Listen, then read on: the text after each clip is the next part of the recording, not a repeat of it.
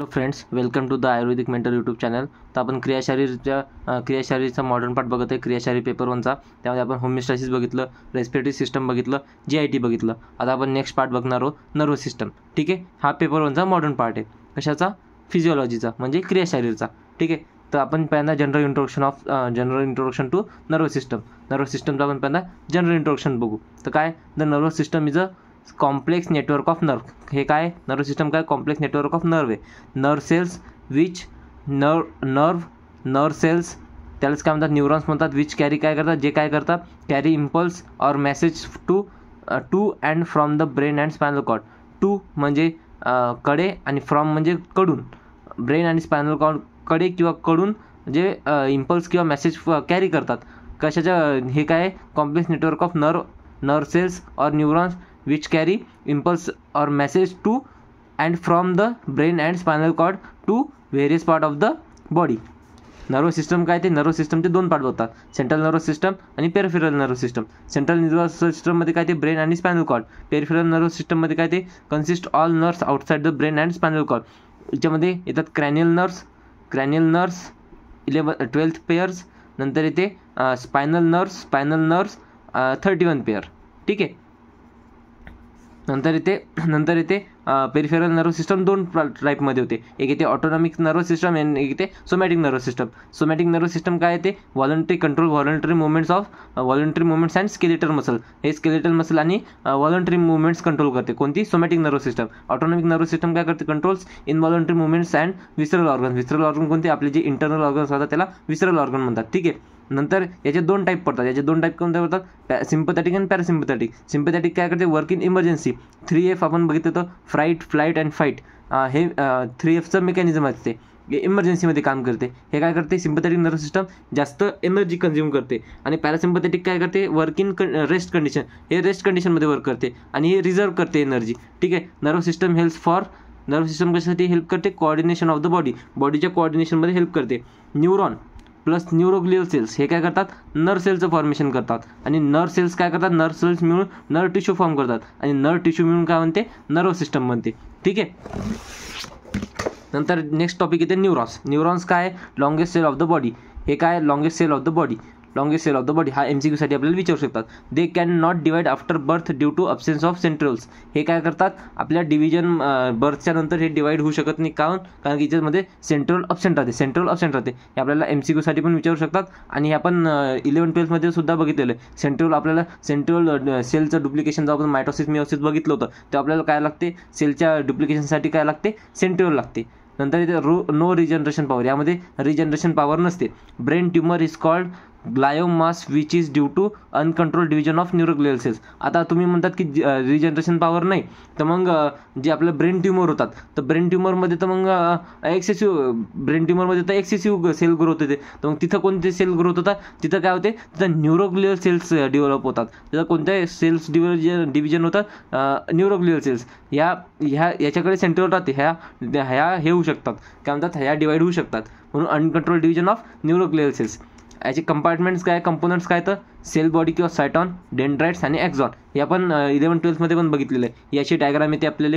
याला काय म्हणतात, डेंड्राइट्स किंवा हे डेंड्राइट्स येतं. ही सेल बॉडी आहे. ही काय, हे निझल्स ग्रॅन्युल आहे. हे जे ग्रॅन्युल्स येतं, निझल्स ग्रॅन्युल येतं. हे न्यूक्लियस आहे. हे एक्झॉन हिलॉक आहे. हे नेक ऑफ द न्यूरॉन. नंतर इथे एक्झॉन येते. एक्झॉनमध्ये हे येते नोड ऑफ रॅन्युअर. हे येते स्क्वान सेल्स येतात. स्क्वान सेल्स सिक्रेट करतात काय, मायलिन शीट करतात. आणि हे येते सिनॅप्टिक एंड. हे काय, इथं काय राहते, सिनॅप्टिक नॉब राहतात. याच्यामध्ये काय प्रेझेंट राहतं, याच्यात राहते न्यूरोट्रान्समीटर प्रेझेंट राहतात. If cell body aggregates axon in CNS, जर हे जे सेल बॉडी येतं, हे ॲग्रिगेट झाले, हे सेल बॉडी जर काय ॲग्रिगेट झाले कुठं, सेंट्रल नर्वस सिस्टममध्ये. म्हणजे सेंट्रल नर्वस सिस्टम म्हणजे काय, ब्रेन आणि स्पायनल कॉर्डमध्ये, त्याला काय म्हणतात, न्यूक्लिया म्हणतात. आणि जर हे सेल बॉडी कुठं, पेरिफेरल नर्वस सिस्टममध्ये जर काय ॲग्रिगेट झाले, त्याला काय म्हणतात, गँग्लिओन म्हणतात. ठीक आहे, सेल बॉडी और सायटॉन याच्यामध्ये काय प्रेझेंट राहते. याच्यामध्ये फर्स्ट राहते न्यूक्लियस, सेकंड राहते निसिल्स ग्रॅन्युल, नंतर राहते न्यूरोफायब्रिल्स, नंतर राहते मायटोकॉन्ड्रिया, नंतर राहते गोल्जी ॲपरेटस. हे पाच सर्वे स्ट्रक्चर्स कुठे प्रेझेंट राहतात, सेल बॉडीमध्ये. नंतर इथे cell body forms the grey matter. Cell body काय फॉर्म करते, ग्रे मॅटर फॉर्म करते. सेल बॉडी काय करते, ग्रे मॅटर फॉर्म करते. हे एकदम इम्पॉर्टंट टॉपिक आहे, जे ब्रेनमध्ये ग्रे मॅटर राहते ते कुठं राहते, सेंटरमध्ये, आणि स्पायनल कॉर्डमध्ये जे ग्रे मॅटर राहते ते कुठं राहते, पेरिफेरीमध्ये राहते. हे लक्षात ठेवायचं. नंतर राहते डेंड्राइट्स. डेंड्राइट्स काय राहते, branches that receives and carries impulses towards the cell body. Dendrites काय करतात, ब्रांचेस येतं ते काय करतात, रिसिव्ह करतात आणि कॅरी करतात इम्पल्स कुठं, सेल बॉडीकडे. ठीक आहे. नंतर इथे ॲक्झॉन. ॲक्झॉन काय येतं, ॲक्झॉनमध्ये काय राहते, ॲक्झोलिमा राहते. ॲक्झोलिमा म्हणजे काय राहते, सायटोप्लाझम एक्झा. नंतर इथं राहते ॲक्झॉन हिलॉक. नंतर आहे तिथं मायलिन शीथ कोण सिक्रेट करते, स्क्वान सेल्स. नंतर इथे नोड ऑफ रॅनवेअर, जिथं मायलिन शीथ अब्सेंट राहते तिथं एक फिक्स इंटरव्ह्यू नंतर तिथं हे राहते, मायलिन शीथ अब्सेन्स राहते. मग तिथं काय राहते, तिथं राहते हे नोड ऑफ रॅनवेअर, त्याला काय म्हणतात, नोड ऑफ रॅनवेअर. नंतर स्क्वान सेल्स, इथं कोणत्या प्रेझेंट राहतात, स्क्वान सेल्स राहतात. ठीक आहे. ॲक्शन पोटेन्शियल काय होते, ॲक्शन पोटेन्शियल ॲक्झॉनमध्ये काय होते, ॲक्शन पोटेन्शियल राहते. ॲक्शन पोटेन्शियल काय होते, ट्रान्समिशन ऑफ नर्व इम्पल्स करते. ॲक्झॉनमधून काय होते, transmission of nerve impulse. Nerve impulse दोन प्रकारचे राहतात, एक राहते इलेक्ट्रिकल, एक राहते केमिकल. इलेक्ट्रिकल कुठं राहते, विदिन द न्यूरॉन्स, आणि जिथं वन न्यूरॉन अदर न्यूरॉन सोबत कनेक्ट होते, म्हणजे दोन न्यूरॉनमधलं जे जंक्शन राहते, म्हणजे काय राहते, इथं सिनॅप्टिक नॉब राहतात, इथं जे सिनॅप्टिक नॉब राहतात, आणि इथं जे आपलं हे राहते सेल बॉडी राहते, इथं सेल बॉडी राहते दुसऱ्या सेलची. ठीक आहे. तर याच्यामध्ये इथे ट्रान्सफर होतात. इथं कोणते मेकॅनिझम राहते, केमिकल मेकॅनिझम, आणि केमिकल मेकॅनिझममध्ये कोण हेल्प करते, न्यूरोट्रान्समीटर. जे न्यूरोट्रान्समीटर राहतात ते हेल्प करतात. ठीक आहे. आणि न्यूरोट्रान्समीटरमध्ये काय ते ॲसिटिल कोलिन वगैरे हे कॉमन हे येतं, त्यानंतर न्यूरोट्रान्समीटर येतं. नंतर नेक्स्ट टॉपिक येते टाइप्स ऑफ न्यूरॉन. न्यूरॉनचे टाइप्स ऑफ न्यूरॉन कशावर, on the basis of according to their फंक्शनच्या याच्यावर काय जातात, मोटरला काय म्हणतात, मोटर न्यूरॉनला काय म्हणतात, इफरंट न्यूरॉन. काय म्हणतात, efferent neuron. Carry impulse from CNS to peripheral effector organ. जे इफेक्ट करतात त्याला काय म्हणतात, इफेक्टर ऑर्गन. इफेक्टर ऑर्गन कुठे राहतात, पेरिफेरल प्रेझेंट राहतात. मोटर न्यूरॉन काय करतात, इम्पल्स CNS कडून कुठे नेतात, पेरिफेरल म्हणजे ऑर्गनकडे नेतात. CNS to organ, peripheral organ, त्याला काय म्हणतात, इफेक्टर ऑर्गन. हे काय करतात, अवे फ्रॉम द CNS करतात, म्हणून त्याला काय म्हणतात, इफरंट न्यूरॉन. ठीक आहे. नंतर आपण याच्यात बघितलं, तुम्ही जर का हे बघितलं असेल, काय म्हणतात, आपलं बाउमेन्स कॅप्सूल बघितलं असेल, त्याच्यात ॲफरंट आणि इफरंट आर्टेरियोल येतात. ठीक आहे. तसं ते ॲफरंट आणि इफरंट न्यूरॉन येतं. इफरंट काय करते, away from glomerulus blood flow करते, आणि ॲफरंट काय करते, टुवर्ड्स हे करते न्यूरॉन. ठीक आहे. नंतर येते सेन्सरी काय करते, ॲफरंट, याला काय म्हणतात, ॲफरंट न्यूरॉनमध्ये ते सेंट्रल नर्वस सिस्टमकडे इम्पल्स आणते. कुठून आणल मग ते, peripheral organs to CNS, carry impulse towards the CNS. ठीक आहे. CNSमध्ये काय ते, ब्रेन अँड स्पायनल कॉर्ड. नंतर इंटरन्यूरॉन. आता हे राहतं मोटर न्यूरॉन आणि हे राहतं सेन्सरी न्यूरॉन. याच्यामध्ये अजून एक न्यूरॉन राहते, त्याला काय म्हणतात, इंटरन्यूरॉन काय करते, मोटर आणि सेन्सरी न्यूरॉनमध्ये कनेक्शन फॉर्म करते. हे काय करते, हे बोथ म्हणजे हे काय करते, हे आपल्या दोन्हीकडे हे करते. इंटरन्यूरॉन काय करते, दोन्हीच्या मदत, म्हणजे ते अवे पण इम्पल्स कॅरी करते आणि टुवर्ड्स द CNS पण कॅरी करते. ठीक आहे. नंतर अकॉर्डिंग टू ब्रांचेस. आता टाइप्स ऑफ न्यूरॉन आपण हे कशानुसार बघितले, फंक्शननुसार. फंक्शननुसार तीन कोणते, मोटर सेन्सरी आणि इंटरन्यूरॉन. इफरंट, ॲफरंट आणि इंटरन्यूरॉन. ठीक आहे. नंतर according to branches of neuron. ब्रांचेसचे जे नंबर येतात त्याच्या बेसिसवर, अकॉर्डिंग टू नंबर ऑफ ब्रांचेसच्या नंबरवर याचे टाइप्स पडतात. याचे काय पडतात, युनिपोलर काय म्हणतात, अरायजेस फ्रॉम एक्झॉन. जे डेंड्राइट्स येतात ते एक्झॉनपासून अराईज होतात. हे कुठं सापडतात, आपल्या एम्ब्रिओमध्ये आणि dorsal root ganglion of spinal cord. हे इम्पॉर्टंट आहे.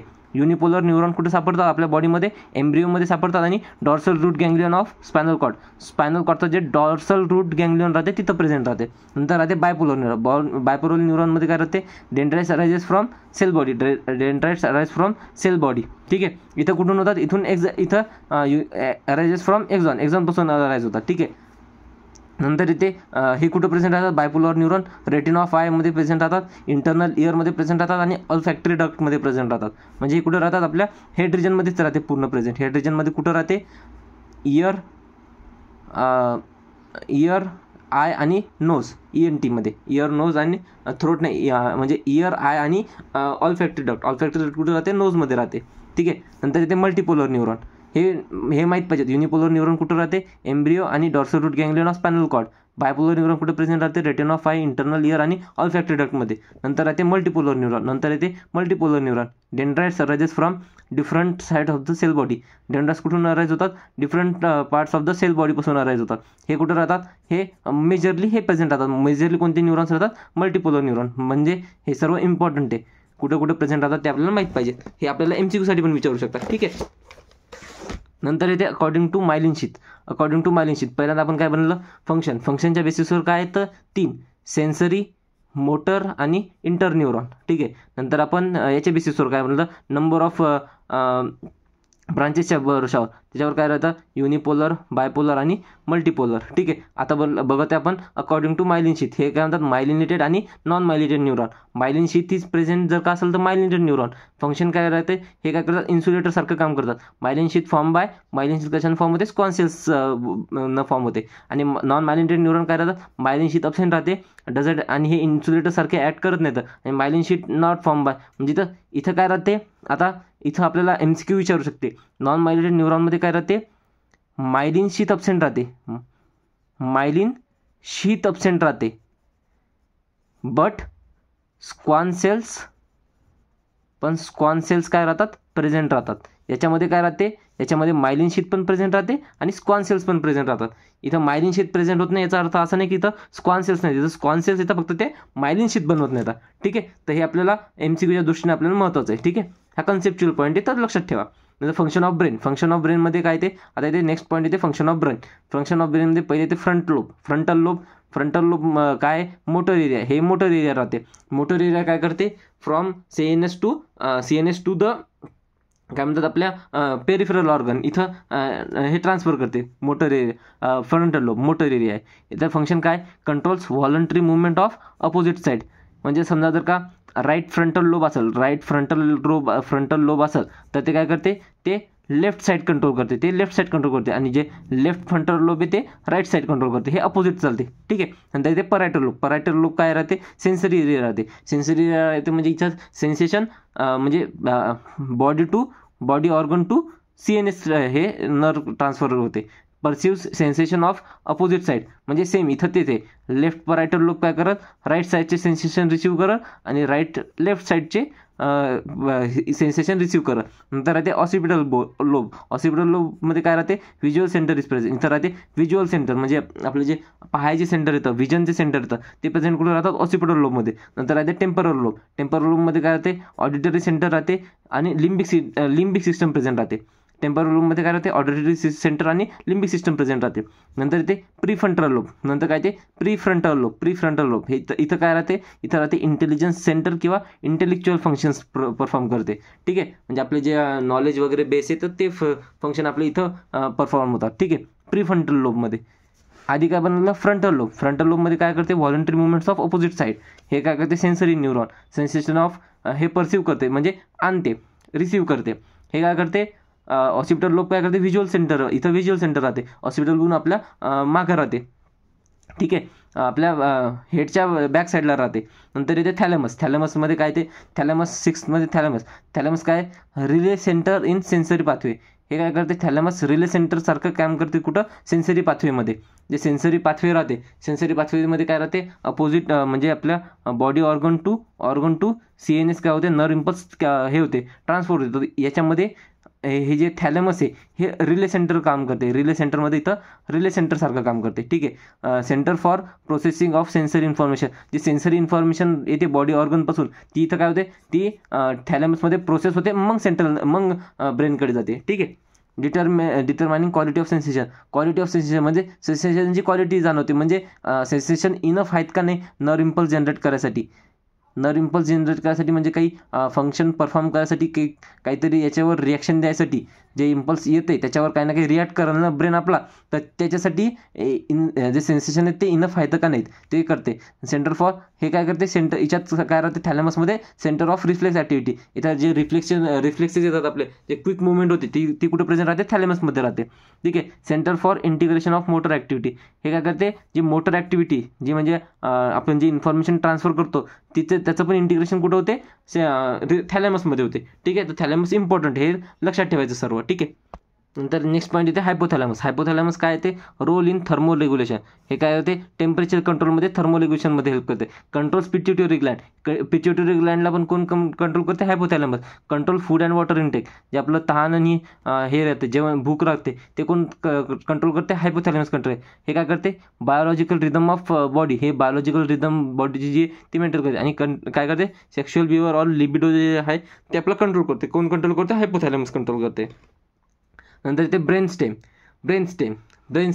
स्टेममध्ये काय येते, मिड ब्रेन पॉन्स येते आणि मेडुला ऑब्लॉंगेटा येते. हे 3 मिळून काय म्हणतात, ब्रेन स्टेम. हे आपण याच्यात बघितलं होतं. हे आपण कशात बघितलं होतं, ॲनाटॉमीमध्ये बघितलं आपण. नंतर इथे हे काय करते, ओरिजिन ऑफ क्रॅनियल नर्व. इथून काय होते, क्रॅनियल नर्व ओरिजिन होतात. हे पण बघितलं आपण. ठीक आहे. नंतर इथे रेटिक्युलर फॉर्मेशन काय, network of neuron and nerve fibre. कशाचं नेटवर्क आहे, रेटिक्युलर फॉर्मेशन काय, रेटिक्युलेशन म्हणजे काय राहते, म्हणजे नेटवर्क टाईप राहते. ठीक आहे.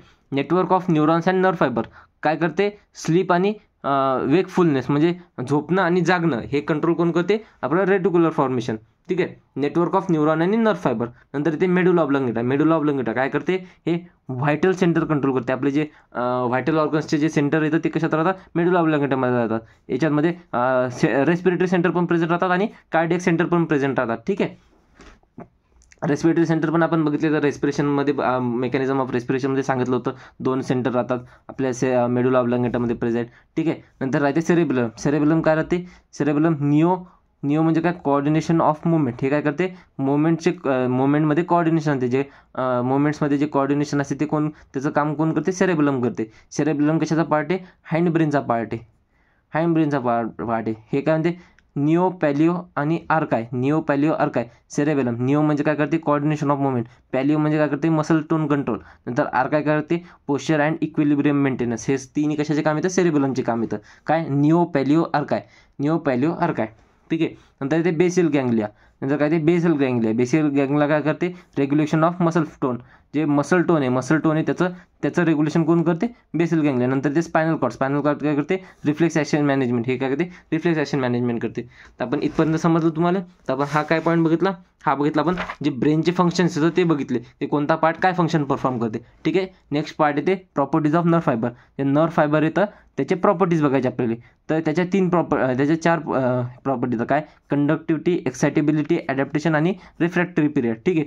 कंडक्टिव्हिटी काय, impulse produce by stimulus travel to the nerve fibre called conductivity. जे इम्पल्स प्रोड्यूस होते आणि जे स्टिम्युलस इम्पल्स प्रोड्यूस करते ते काय करते, ते कुठं ट्रॅव्हल होते, ते नर्व फायबरच्या अलॉंग ट्रॅव्हल होते त्याला काय म्हणतात, कंडक्टिव्हिटी म्हणतात. एक्साइटेबिलिटी काय, response to the stimulus by forming impulse. जे रिस्पॉन्स जनरेट होते कशावर, स्टिम्युलसवर, त्याला काय म्हणतात, एक्साइटेबिलिटी. ॲडॅप्टेशन काय म्हणतात, response to the nerve fibre goes on decreasing when there is some repeated stimulus. जर का रिपीटेड स्टिम्युलस असेल तर जे रिस्पॉन्स आहे ते काय करते, डिक्रीज होणं चालू करते. नंतर इथे रिफ्रॅक्टरी पिरियड काय, नो रिस्पॉन्स टू स्टिम्युलसला काहीच रिस्पॉन्स देत नाही. म्हणजे काय राहते, जर का कंटिन्यूस आपण रिस्पॉन्स देत राहिलो असं तर काही वेळासाठी काय होते, रिफ्रॅक्टरी पिरियड राहते. त्यामध्ये काय राहते, इम्पल्स आपल्याला जाणवतच नाही. ठीक आहे. त्याच्यात काहीच तुम्ही इम्पल्स जरी स्टिम्युलेशन जरी आलं तरी त्याच्या अगेन्स्टमध्ये रिस्पॉन्स जनरेट होत नाही. याला काय म्हणतात, रिफ्रॅक्टरी पिरियड म्हणतात. इथं ब्रेक घेते कोण, न्यूरॉन्स. नंतर इथे ॲब्सोल्यूट रिफ्रॅक्टिव्ह पिरियड. ज्या 2 रिफ्रॅक्टिव्ह पिरियड, एक राहते ॲब्सोल्यूट, एक राहते रिलेटिव्ह. ॲब्सोल्यूट काय राहते, if there is no response after increasing strength of stimulus. जर का आपण 2 राहतात. ॲब्सोल्यूट काय राहते, ॲब्सोल्यूट रिफ्रॅक्टिव्ह पिरियड, तुम्ही स्टिम्युलसची स्ट्रेंथ वाढवता पण तरी रिस्पॉन्स नाही. आणि रिलेटिव्ह रिफ्रॅक्टिव्ह पिरियड काय राहते, रिस्पॉन्स आफ्टर इन्क्रीजिंग स्ट्रेंथ, म्हणजे रिस्पॉन्स होते पण का होते, जेव्हा तुम्ही स्ट्रेंथ जी स्टिम्युलस आहे त्याची स्ट्रेंथ वाढवाल तेव्हा होते. ठीक आहे. तर ॲब्सोल्यूट आणि रिलेटिव्ह. ठीक आहे. नंतर इथे नेक्स्ट टॉपिक काय ते, पेरिफेरल नर्वस सिस्टमचे 2 पार्ट येतात, ऑटोनॉमिक नर्वस सिस्टम आणि somatic nervous system. Somatic control voluntary movements of skeletal muscle आणि हे control involuntary movement of visceral organ. ठीक आहे. याचे 2 पार्ट पडतात, sympathetic, parasympathetic. Function of sympathetic nervous system. तर सिम्पथॅटिक नर्वस सिस्टमचे काय फंक्शन येतं, sympathetic nervous system is concern with काय होते, एनर्जी एक्सपेंडिचर. याच्यात एनर्जी राहते. ठीक आहे. सिम्पथॅटिक कशात काम करते, इमर्जन्सीमध्ये काम करते. ठीक आहे. नंतर it is activated only in emergency condition like fright, flight आणि फ्राईट. ठीक आहे. 3F. It increase heart rate. हे काय करते? हार्ट रेट इन्क्रीज करते, ब्लड प्रेशर इन्क्रीज करते, also increase respiratory rate, respiratory increase करते, sympathetic nervous system slows down. काय करते? स्लोज डाऊन काय करते? डायजेशन. ॲज इट इनहिबिट काय करते? Secretion of digestive enzyme. हे डायजेस्टिव्ह एन्झाईमचं सिक्रेशन कमी करते. इट ऑल्सो रिड्युसेस काय करते? Reduces peristaltic movement in intestines, intestine and आपले हे इसोफॅगस. ठीक आहे. नंतर इनहिबिट्स काय करते? सिक्रेशन ऑफ इन्सुलिनचं सिक्रेशन आणि इन्क्रीज ब्लड शुगर लेवल. आणि ब्लड शुगर याचं सिक्रेशन इनहिबिट करते म्हणजे डिक्रीज करते. इन्सुलिन काय करते? शुगरला डायजेस्ट करायचं काम करते, पण हे काय करते? इन्सुलिनला इनहिबिट करते. म्हणून काय होते? Sugar level, blood sugar level increase होते. It reduces urine. कारण की आपल्याला एनर्जी लागते ना, तर एनर्जी कुठून भेटेल? आपल्याला शुगरमधून भेटेल. जर का ती जर इन्सुलिन प्रोड्यूस झालं तर शुगर काय होईल? ब्रेकडाऊन होईल. आपल्याला इमर्जन्सीमध्ये आपल्याला एनर्जी लागेल ना, म्हणून ते काय करते? शुगर बनवू द्यायला लागते. म्हणून ते काय करते? इन्सुलिनचं इनहिबिशन करते. पण हे टेम्पररी राहते, हे परमनंट नाही राहत. तुम्ही म्हणसाल इन्सुलिन मग तर बॉडीमध्ये शुगर वाढेल ना, आपलं शुगर होईल ना, तसं नाही. हे टेम्पररी राहते. ठीक आहे. हे कशासाठी? जर का जेव्हा फ्लाईट म्हणजे आपलं समजा आपल्या मागं कुत्रं लागलं तर आपलं काय ते फ्राईट येते, आपण भितो. आपण भिटताना मग आपण लगेच हे जातो, तसं राहते. It reduces urine volume. हे काय करते? युरिन व्हॉल्यूम म्हणजे आपल्याला लगी वगैरे येत नाही. ठीक आहे. नंतर इन्क्रीजेस स्वेटिंग. आपल्यामध्ये आपल्याला घाम वाटते, आपलं स्वेटिंग होते. ठीक आहे. आणि घाम सुटते, आपल्या भीतीमध्ये घाम सुटत नाही का? ते सिम्पॅथेटिक नर्वस सिस्टममुळे होते. ठीक आहे.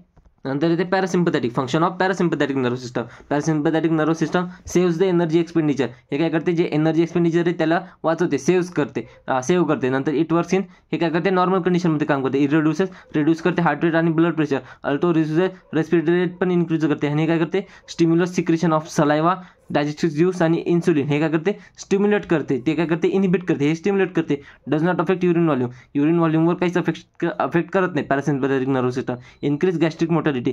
गॅस्ट्रिक जी मोटॅलिटी म्हणजे पेरिस्टाल्टिक मुवमेंट आहे ती इन्क्रीज करते. ठीक आहे. नंतर maintains blood sugar level maintain करते. आणि काय करते? Stimulate secretion of lacrimals gland of eye. म्हणजे आयमध्ये जे लॅक्रेमल ग्लँड्स राहतात त्याचं सिक्रेशन स्टिम्युलेट करते. ठीक आहे. तर हे झालं आपलं नर्वस सिस्टमचं फिजिओलॉजी ऑफ नर्वस सिस्टम. ठीक आहे. तर आता इथपर्यंत व्यवस्थित वाचून घ्यायचा. आता फक्त आपला जे पेपर 1 आहे, पेपर 1मध्ये जे मॉडर्न पार्ट आहे, पेपर 1चं जे मॉडर्न पार्ट आहे कशाचा? क्रियाचा. त्यामध्ये फक्त आता एक आपलं एंडोक्राईन सिस्टम राहिलेलं आहे. ते झालं की आपलं सर्व मॉडर्न पार्ट कंप्लीट होते. तर प्रोबॅबली एक तर मी एंडोक्राईन सिस्टम चालू करील. माझ्या याच्या नोट्स व्यवस्थित मी बनवेल नाही, तर जेव्हा मी एंडोक्राईन ग्लँडच्या नोट्स मी व्यवस्थित प्रिपेअर करील तेव्हा एंडोक्राईन सिस्टम बनवेल मी. त्याच्यानंतर तोपर्यंत मी काय करतो? तोपर्यंत जे पेपर 1चं जे आयुर्वेद पार्ट आहे ते आयुर्वेद पार्ट आपण आता स्टार्ट करू. ठीक आहे. नंतर आपण जसा पेपर 1 खतम झाला तसं आपण लगेच क्रियाच्या पेपर 2कडे वळू. ठीक आहे. मग पेपर 2मध्ये पण मी पहिल्यांदा मॉडर्न पार्ट घेईल, नंतर मी आयुर्वेदिक पार्ट घेईल. ठीक आहे. किंवा जर का माझ्या नोट्स प्रिपेअर नाही झाल्या तर मी आयुर्वेद पार्ट आधी घेईल, नंतर मॉडर्न घेईल, ते आपण बघू. पण आता मॉडर्न पार्ट प्रोबॅबली मी एंडोक्राईन सिस्टम नाही घेणार आज सध्या. मी लगेच नाही काय आयुर्वेद पार्ट स्टार्ट करतो. म्हणजे आपलं काय होते? आपलं टॉपिक कवर होतात. म्हणजे एक गोष्ट आपल्याकडे कसं आहे, टाईम कमी आहे आणि सिलेबस खूप जास्त आहे. तुम्हाला पण माहिती आहे, पाचीचे सब्जेक्ट क्लिअर करणं, पाचीचे मी का असं नाही की बाकीच्या चॅनलमध्ये फक्त एकच सब्जेक्ट बघते, एकच सब्जेक्ट शिकवते. आपण मॉडर्न पण घेते, आयुर्वेदिक पण घेते आणि 5 सब्जेक्ट आपल्याला कव्हर करते. आता मी अष्टांग हृदय जवळपास सर्व कंप्लीट केलं. आता नेक्स्ट लेक्चरमध्ये उद्या मी चरक संहिता कंप्लीट करतो. म्हणजे तुमचा जे पहिला पेपर आहे कोणता? संहिता अध्ययनचा जे पेपर 1 आहे ते तुमचा पूर्ण प्रिपेअर होऊन जाते. नंतर आपला संहिता 1 निपटलं. नंतर मी संस्कृतचं फक्त आता समाजचे मला एक्झाम्पल वगैरे ते थोडं शोधावं लागतं. कारण की समास वगैरे हे कसे एक्झाम्पल येतं, हे कसे टॉपिक येतं जे आपण विदाऊट हे करू शकत नाही. तुम्ही किती जरी शिकलं, तुम्हाला समास नाही का जोपर्यंत तुम्ही एक्झाम्पल बघणार नाही. आपण अविभाव समास घेतलेल्या लेक्चरमध्ये त्या अविभाव समासमध्ये आपण 17 ते 18 एक्झाम्पल प्रॅक्टिस केले, 17 ते 18 एक्झाम्पल पाहिले. जर का तुम्ही ऑब्झर्व केलं असेल, त्यातलं बाकीचे शेवटच्या तर 3-4 लाईनी ते अमिपूर्व ते तर आपलं सर्व सेमच आहे. फक्त स्टार्टिंगमध्ये थोडंसं डोकं लावावं लागते. आणि ते पण तुम्ही त्याच्या बाहेरचे काही एक्झाम्पल येणार नाही. ते एक्झाम्पल जरी तुम्ही समजून घेतले ठीक आहे, त्याचा अर्थ जरी समजून घेतला तरी तुम्हाला इझिली तुम्ही हे करू शकता. ठीक आहे, तर त्याच्यात जास्त डोकं लावायचं काम नाही. तर इझी एकदा फक्त काय होते, आपण त्याच्याकडे कधी ध्यान देत नाही. आपण या बाकीचे सब्जेक्ट कसे, बाकीचे सब्जेक्ट जसं गर्भशारी झालं, मॉडर्न पार्ट झालं, आयुर्वेद झालं, हे झालं, बाकीच्या सब्जेक्टकडे ध्यान देतो. पण संस्कृतकडे काय, उलट संस्कृतसारखा स्कोरिंग सब्जेक्ट कोणता नाही, संस्कृतसारखा सब्जेक्ट स्कोरिंग सब्जेक्ट कोणता नाही. तर आपण सर्व व्यवस्थित प्रिपेअर करू. तुमचं काहीच टेन्शन घेऊ नका, आपलं सर्व वेळेत कंप्लीट होईल. तुम्ही फक्त एंडपर्यंत राहा आणि हे करू नका, घाई करू नका. व्यवस्थित ज्या ज्या पद्धतीने मी सांगते, जे जे देत आहे तुम्ही हे नका म्हणू की हे द्या ते द्या हे द्या ते द्या. माझ्या हिशोबात आहे, मी सर्व देतो आणि तुम्हाला मी माझ्या याने मी खूप प्रयत्न करते. मला पण थोड्या प्रॉब्लेम्स येतात इथं थोडंसं, पण सर्व आपण कवर करू. कोणता सिलेबस तुमचा सिलेबस बॅकलॉग राहिला का, इकडं माझा काही प्रॉब्लेम झाला असो, मी तुमचं सिलेबस कंप्लीट करते ना, तर तुम्ही मन लावून शिका. म्हणजे काय होईल, फक्त तुमचं पेपरमध्ये पास झालं बस, मला अजून काय पाहिजे. ठीक आहे, तर आपण नेक्स्ट लेक्चरमध्ये भेटू. ठीक आहे, चालते, बाय बाय.